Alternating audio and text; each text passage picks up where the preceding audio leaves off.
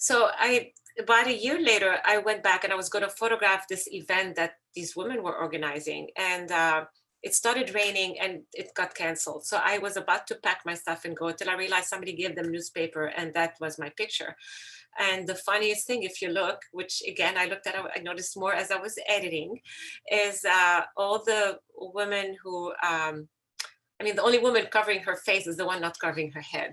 So there was, I see there's humor in it, and the way the handbag is hanging here. And then I started becoming interested in Lebanon with Christian life as well. There's a very devout Christian community. And so I started photographing nuns, and I made a whole project that also became part of my work.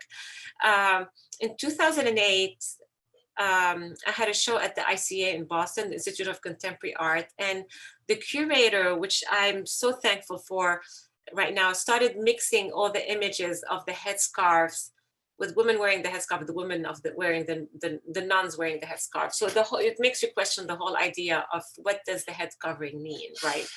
And why do we judge certain group of women before wearing it and not others?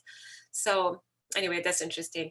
And so here again, I mean, she's wearing the headscarf, but there's something so incredibly sensual about her and the whole body language and the pack of cigarette. And I don't know, I love that image. I usually don't do much street photography, but here I pretended, I never made eye contact with them. I pretended I'm photographing the water because I did not want to disturb that moment.